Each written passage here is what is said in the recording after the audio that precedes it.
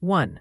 When training CSG candidates in gerontological nutrition, which adult learning principle is most relevant? A. Adults learn best through passive repetition. B. Adults prefer learning content directly applicable to patient care. C. Adults rely on extrinsic motivation alone. D. Adults should avoid drawing on past clinical experience. 2. The first step in developing a curriculum for CSG training is A. Designing evaluation rubrics. B. Selecting multimedia teaching tools. C. Conducting a comprehensive needs assessment. D. Preparing final assessment questions. 3. A formative evaluation in a CSG training program would most likely include A. End-of-program certification scores. E. Mid-course peer feedback on nutrition case studies. C. Review of national exam pass rates. D. Post-graduation employment tracking. 4. Which evaluation method best measures applied knowledge in gerontological nutrition counseling? A. Multiple choice exam only. B. Direct observation of role-play counseling sessions. C. End-of-course satisfaction surveys. D. Attendance records. 5. A learner resists integrating new nutrition guidelines for older adults. The most effective mentoring response is A. Assigning a reading without discussion. E. Modeling guideline application in a case scenario. C. Correcting errors with no explanation. D. Ignoring the learner's resistance. 6. Which strategy best ensures compliance with federal nutrition care documentation standards? A. Case studies requiring HIPAA-compliant charting. B. Reviewing guidelines only in lecture format. C. Allowing learners to use personal shorthand. D. Sharing de-identified notes without oversight. 7. Cultural competence in gerontological nutrition curriculum is best addressed by A. Using standardized case studies from a single population. B. Excluding cultural dietary patterns. C. Integrating meal planning scenarios across diverse ethnic groups. D. Focusing exclusively on clinical laboratory data. 8. In adult learning theory, self-direction is demonstrated when the learner A. Waits for instructor-provided answers. B. Sets personal learning objectives linked to clinical practice. C. Relies only on memorized material. D. Asks to avoid independent activities. 9. Which method best validates the transfer of knowledge from training to clinical nutrition practice? A. Post-training quizzes. E. Supervisor observation of patient counseling sessions. C. End-of-class feedback surveys. D. General attendance logs. 10. Which andragogical principle supports case-based learning in CSG programs? Adults avoid using prior knowledge. B. Adults need to connect learning with existing experience. C. Adults prefer theoretical content only. D. Adults depend exclusively on lectures. 11. The most effective strategy for teaching ethical decision-making in gerontological nutrition is A. Requiring memorization of professional codes. B. Problem-based scenarios involving nutrition dilemmas. C. Limiting content to laws and statutes. D. Delivering lecture-only instruction. 12. Long-term impact of CSG training is best evaluated by A. End-of-course written exams. B. Follow-up workplace performance surveys. C. Tracking classroom participation. D. Counting number of PowerPoint slides delivered. 13. Reflective mentoring is best illustrated by A. Encouraging self-examination of nutrition care decisions. B. Providing only technical corrections. C. Sharing personal stories without context. D. Limiting feedback to administrative tasks. 14. The principle of immediate relevance implies CSG curriculum should A. Focus on abstract nutrition science only. B. Relate content directly to geriatric patient care challenges. C. Exclude case discussions. D. Prioritize theory over application. 15. Regulatory compliance training on Medicare nutrition counseling should emphasize A. Realistic billing and documentation role play.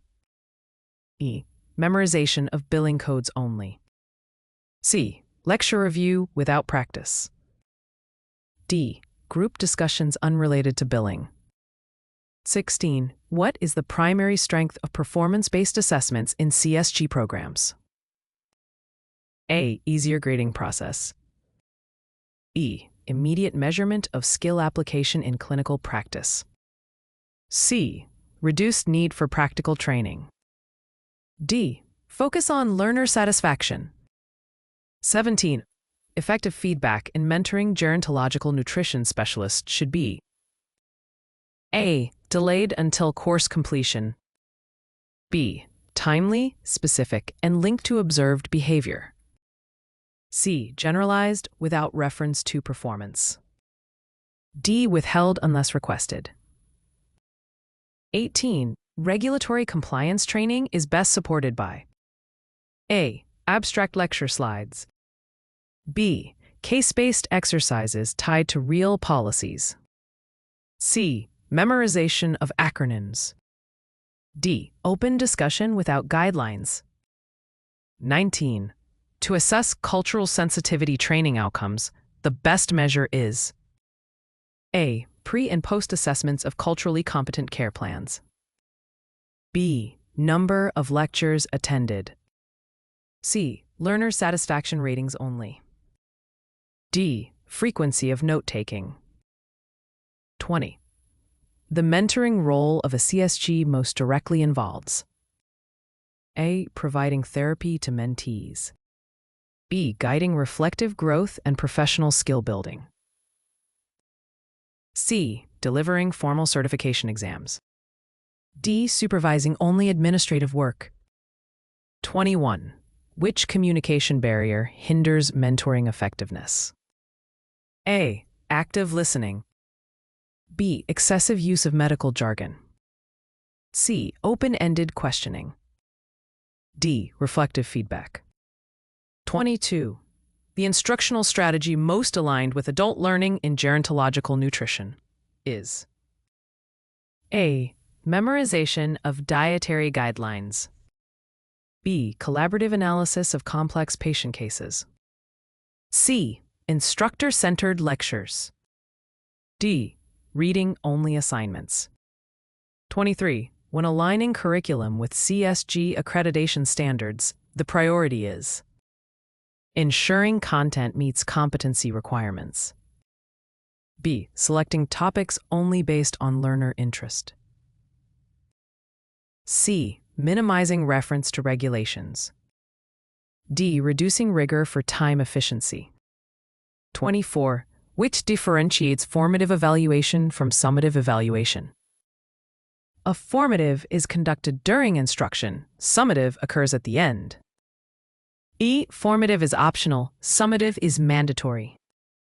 C. Formative provides results. Summative provides feedback. D. Formative measures final outcomes. Summative measures progress. 25. Which mentoring technique addresses boundary issues in professional nutrition counseling?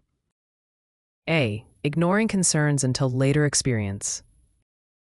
B. Reviewing ethical codes and role-playing client scenarios. C. Providing no guidance to encourage independence. D. Assigning independent reading only. 26. Readiness to learn in adult learners is best demonstrated when A. Instruction aligns with current clinical responsibilities. B. Learners are asked to complete irrelevant tasks. C. Learners are told to study without explanation. D. Instruction is abstract and unrelated. 27. Which evaluation method ensures validity in documenting nutrition care competency? A. Reviewing actual patient documentation prepared by learners. B. Asking learners to memorize definitions. C. Attendance record checks. D. Generic multiple-choice quizzes. 28. A supportive mentoring relationship is best built through A. Frequent interruptions to correct errors. B. Reflective listening and validation of mentee experiences. C. Dismissing concerns to assert authority. D. Delivering one-way instructions only. 29. Ensuring alignment with licensing requirements in curriculum development requires A. Cross-referencing learning objectives with CSG standards. B. Selecting topics randomly. C. Avoiding regulatory reviews. D. Focusing solely on learner convenience. 30. Intrinsic motivation in adult learning is supported when A. Learning connects to personal and professional growth goals. B. Tasks are unrelated to prior experience. C. Learners are excluded from decision-making. E. Only external rewards are provided. 31. The best tool to evaluate communication skills training in CSG candidates is A. Role-play simulations with structured feedback. E. Written multiple-choice exams. C. Instructor lecture reviews. D. Tracking class attendance. 32. When mentoring through complex geriatric nutrition care planning, the mentor should A. Assign real case studies and review practical application. B. Limit discussion to theoretical principles. C. Delay all feedback until certification. D. Exclude case-based exercises